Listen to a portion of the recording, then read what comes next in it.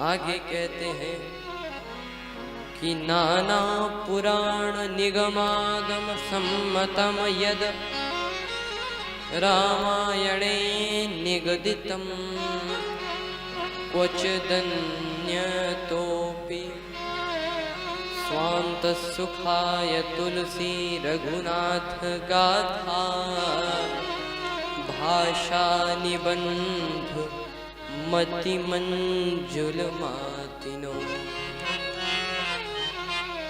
कहते हैं कि ये ग्रंथ नाना पुराण निगमागम सम्मतम यद, इस ग्रंथ में नाना बहुत से प्रकार के बहुत सारे पुराण, सबसे पहले पुराण कहा, नाना पुराण, फिर निगम अर्थात वेद और आगम, ये तीन इस ग्रंथ में विशेष रूप से समाये हुए हैं। तो किसी ने कहा कि ये तीन, आप तो कह रहे हो नाना पुराण निगमागम, एक ग्रंथ में ये तीनों कैसे समा सकते हैं? श्री तुलसीदास जी बोले जैसे बहुत सारे फलों का रस, और ऐसे ही ये श्री रामचरितमानस निगम आगम पुराण, इन तीनों का रस है। और एक बात पर अगर जोर दें कि ये श्री रामचरितमानस में तुलसीदास जी सबसे पहले पुराण का नाम लिखते हैं, नाना पुराण, और 18 पुराण तो हैं ही, लेकिन ऐसा प्रतीत होता है कि ये श्री रामचरितमानस विशेष रूप से श्रीमद् भागवत महापुराण से लिया गया है, विशेष रूप से। कहां पर? श्रीमद् भागवत में कहा गया कि सच्चिदानंद रूपाय विश्वोत्पत्त्यादि हेतवे तापत्रय विनाशाय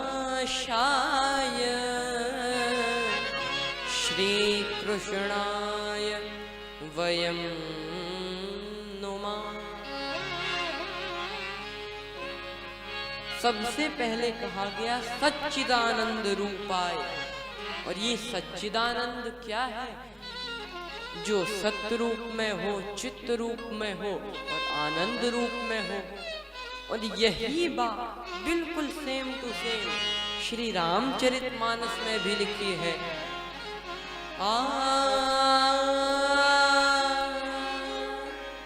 राम सच्चिदानंद दिनेशा, राम सच्चिदानंद दिनेशा, दामोह निशाल बलेशा, मोह निशाल बलेशा। ये सच्चिदानंद रूपाय, तो राम सच्चिदानंद दिनेशा, नहीं तहा मोह निशाल अवलेशा। विश्वोत्पत्त्यादि हेतुवे, जो कि विश्व की उत्पत्ति के कारण है। तो श्री रामचरितमानस में शिव विरंचि विष्णु भगवाना, शिव विरंचि विष्णु भगवाना, उपजहि जासु अंश तेरा, जय जासु अंश ते जाना। ये शिव विरंच विष्णु भगवान, जिनके एक अंश मात्र से प्रकट हो जाते। आगे कहा गया तापत्रय विनाशाय, तीनों तापों का विनाश करने वाले। तो कौन? श्री रामचरितमानस में क्या कहा गया कि दैहिक दैविक भौतिक तापा, दैहिक दैविक भौतिक ताप राम राज काहू नहीं व्यापा राम राज्य का वो नहीं व्यापा दैहिक दैविक भौतिक तापा राम राज्य काहू नहीं व्यापा। और अंत में कहा गया श्री कृष्णाय वयम नुमा। तो श्री रामचरितमानस में क्या कहा गया?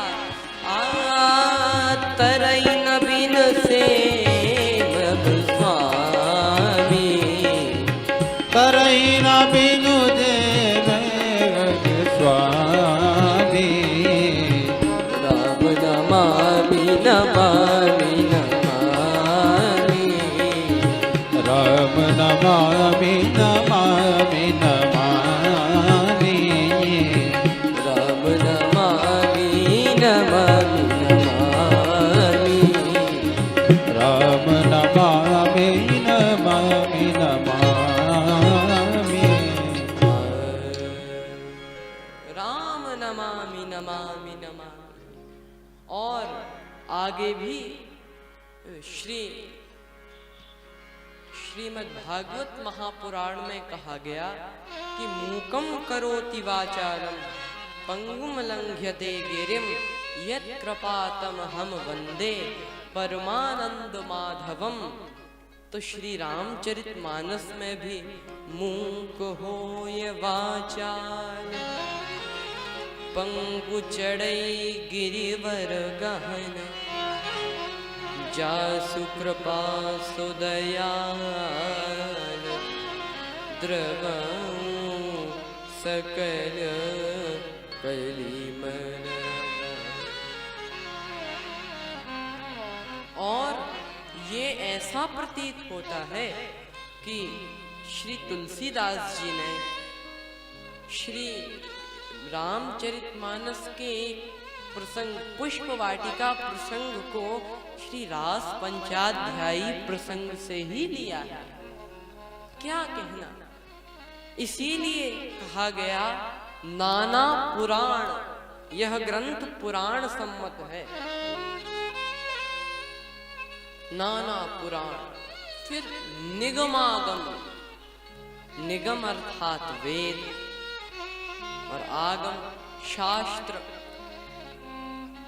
तो देखा जाए तो पुराण धर्म प्रधान ग्रंथ है।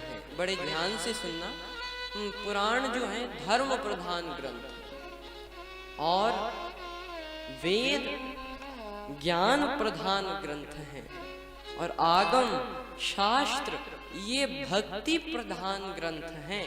और यही वेदत्रय सिद्धांत मानो श्री तुलसीदास जी ये इस वंदना प्रकरण में इस श्लोक को प्रस्तुत करते हुए वेदत्रय सिद्धांत को भी दर्शाते हैं। और ये तीन धर्म ज्ञान और भक्ति और बीच में श्री रामचरितमानस, इसका अर्थ है कि अगर हम श्री रामचरितमानस को पढ़ेंगे सुनेंगे या गाएंगे तो हमें क्या फल मिलेगा? कहा कि हमें ये धर्म ज्ञान और भक्ति का वरदान श्री राम जी की कृपा से प्राप्त होगा। अच्छा बाबा, तो आप ये ग्रंथ क्यों लिख रहे हो? तुलसीदास जी बोले एक बड़ा कारण है। क्या कारण है? नाना पुराण निगमागम सम्मतम यद रामायणे निगदितम क्वचिदन्यतोपि और स्वांत सुखाय तुलसी रघुनाथ गाथा भाषा निबंध मति मंजुल मातिनो। अपने स्वांत सुख के लिए श्री तुलसीदास जी इस ग्रंथ को लिखते हैं।